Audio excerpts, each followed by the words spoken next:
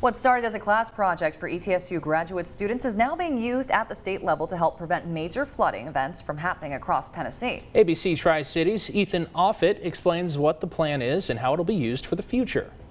In spring 2024, ETSU graduate students in the Geographic Information Systems class partnered with the Washington County, Tennessee Emergency Management Agency to create 100 and 500-year flood models using FEMA HAZUS software. State climatologist Andrew Joyner says after surveying damage from Hurricane Helene, it showed a need to expand this project. I pulled up the 500-year map with where we were at, and I could see where the high water marks were, and it was 8 to 10 feet higher than where we had modeled a 500-year flood. Joyner says that experience is why they are looking to develop flood depth grid dashboards for each county in Northeast Tennessee. Flood depth grids help predict flood zones with designated categories that reflect the area's severity or type of flooding.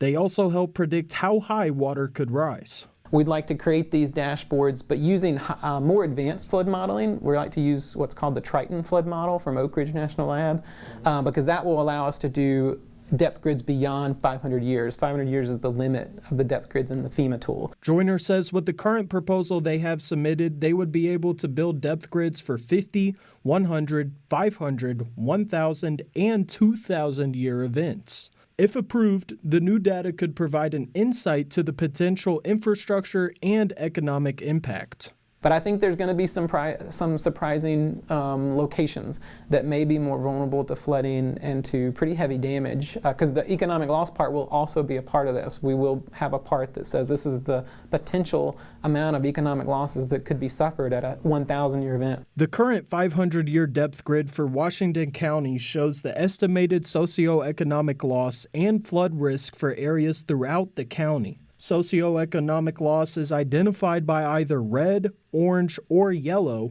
and flood risk levels are identified by different shades of blue. After turning off the flood risk key, you can see the area from McKinney Road to the CSX rail line by Mack Street is in the red for socioeconomic loss. They are estimated to lose a total of $25.6 million from a 500-year flood event, the most in the county. When you switch back to the flood risk key, you can see the same area is in dark blue. This means they are estimated to receive 3 to 8 feet of flood water. Joyner says he hopes to have the funding approved once the current government shutdown is over and work with local long-term recovery groups to show communities how the dashboards work and help you implement a flood plan. In Johnson City, Ethan Offit, ABC Tri-Cities.